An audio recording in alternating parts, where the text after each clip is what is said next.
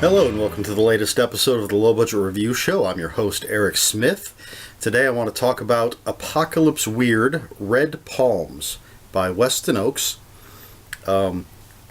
This book at the moment is only available in digital format, so I don't have anything to show you. If you want to see that really awesome cover, just go back and look at the image at the beginning of the video. And I have a co-host today. So, Apocalypse Weird, Red Palm by Weston Ochse. A bit of an explanation before I get into the book. And I need to talk about Apocalypse Weird and what it is. And what it is a multi-author shared universe project, I suppose. Phase 1 has already come out. There's like 8 books by 8 different authors, and the first book is The Red King by Nick Cole, and you can actually get that for free from the Apocalypse Weird site, and I'll have a link for that in the description below. But what it is just all these different apocalypses, I don't know, apocalypse eye. All these different apocalypses happening in different parts of the world. Basically, each author has created their own apocalypse in a different part of the world, and then other authors have tacked onto those stories. They have what they call arcs.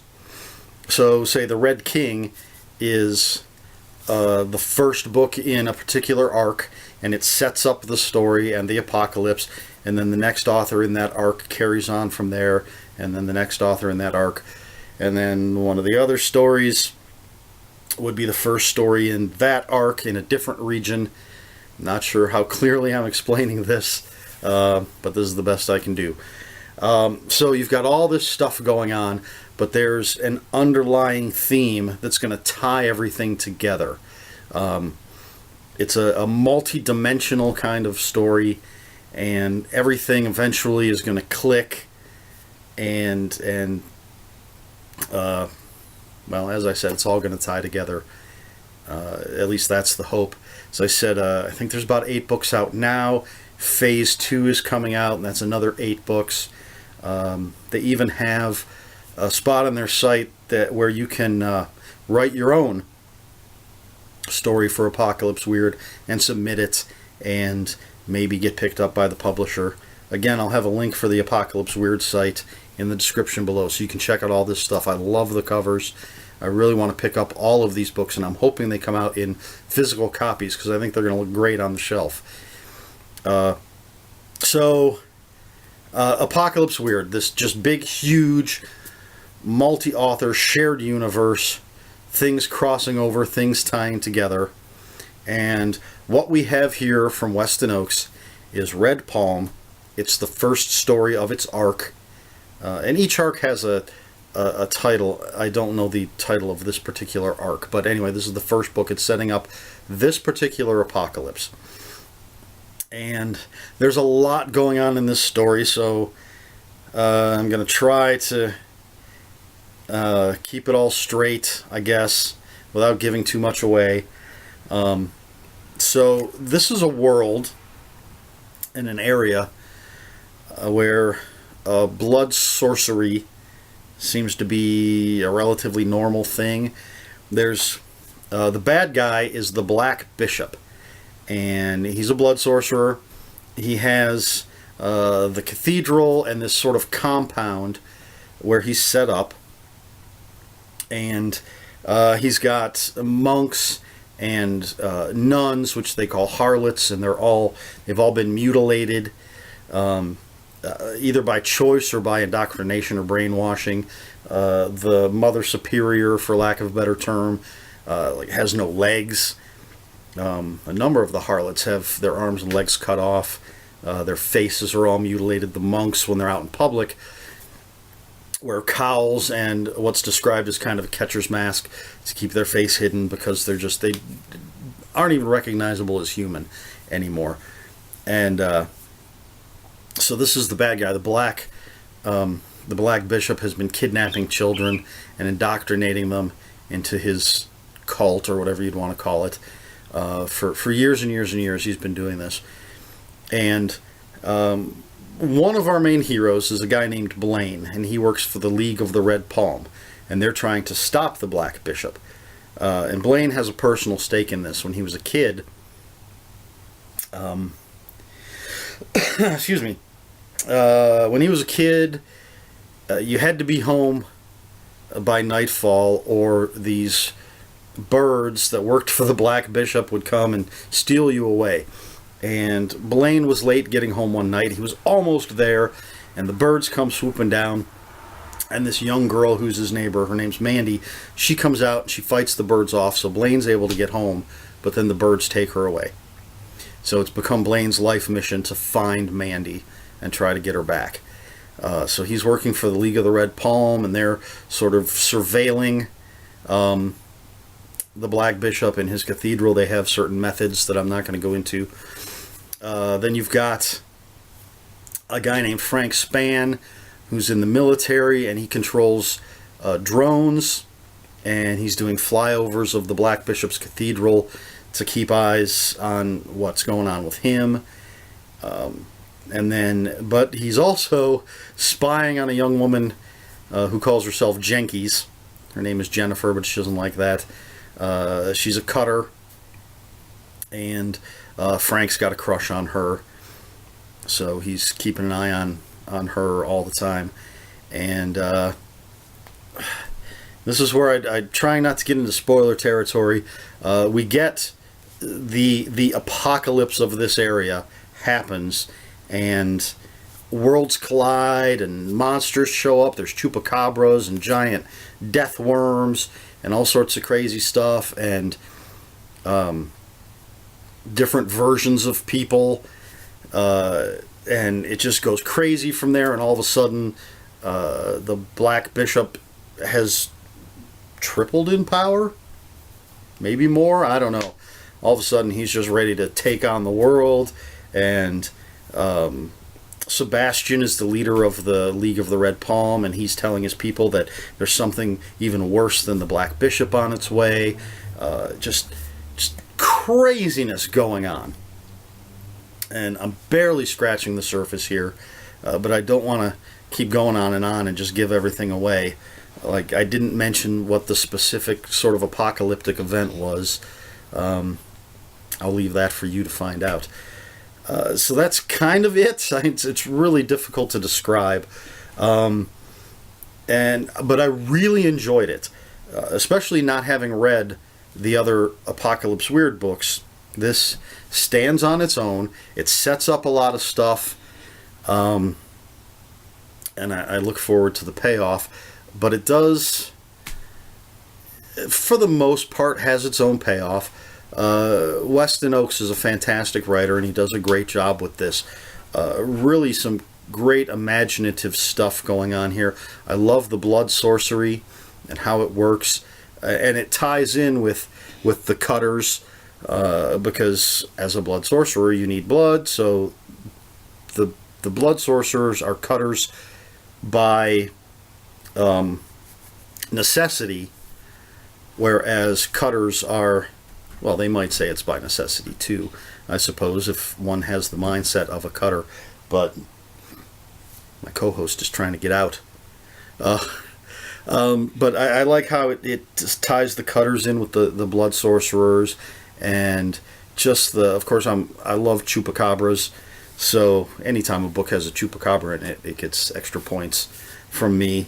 And of course, death worms are always cool, and the way Weston ties everything together. You seem to have these really disparate storylines going on, but he's able to tie it all together. And I mean, he flips some things on their heads, and it's wild. It's a wild ride, but it's really a ride worth taking. The characters are really interesting. Although, I mean, we really don't learn much about the Black Bishop at all. Which isn't necessary. I don't think everything needs to be spelled out. I'm just pointing out that there's really not much to the Black Bishop. He's sort of an enigma here. But we get Blaine's backstory, which is really interesting, and he's a good character. Most of the people in the League of the Red Palm are really interesting characters, and we get little bits and pieces of each of their stories, and I'm hoping that they're fleshed out even more in the upcoming books in this arc. Jenkins, definitely an interesting character, and for some very interesting reasons that I can't go into here. Well, I could, but it would spoil one of the really nice surprises in this book, one of the twists. But yeah, Jenkins is a very cool character. Frank Spann, really an interesting character, and we get some backstory. So a lot of these characters are fleshed out really well. As I said, the Black Bishop, just off the top of my head, probably the only one that's not really well, Sebastian's not really fleshed out too much either. We don't know what his backstory is, how he got involved in all of this. But again, we don't really need that. I'm not the type of reader that wants everything spelled out for me or needs everything spelled out for me. So yeah, this is just it's wild. It's really different from the other stuff that I've read by Weston Ochse. It's different than a lot of things that I've read. I'm trying to think if I can think of anything similar off the top of my head. I'm going to say this is pretty unique. Not every element of it is unique, but the way it's all put together, he's taken ingredients that you may be familiar with and put them into a stew that's going to be a brand new taste, for lack of a better analogy. Or is that a metaphor? Anyway, so yeah, Weston Ochse does a great job with this book. It really has drawn me in. As I said, I want to read all the rest of these Apocalypse Weird books. I'm definitely going to download the Red King for free. I may wait a little longer to see if these things are going to come out in physical copies. If not, then I'm going to have to get the digital. I'm not a big fan of reading digital stuff, because basically I have to read it on my computer, which isn't as comfortable as reading on a nice e-reader. But yeah, it's good stuff, and the whole concept is fantastic. And I love a shared universe kind of thing. I love a multiverse kind of story. I'm really curious. Well, I'm curious how it's all going to tie together, although I do have some idea how it's going to tie together because of what's in this story. It stands on its own, but it also opens up the entire Apocalypse Weird world, I think. Again, can't really go into details, or don't want to go into details, because I don't want to give anything away. There are a lot of twists and turns in this story. And Weston's writing, as always, is just fantastic. I mean, it's crisp and clean and fast-paced, and I don't think there's any real downtime here.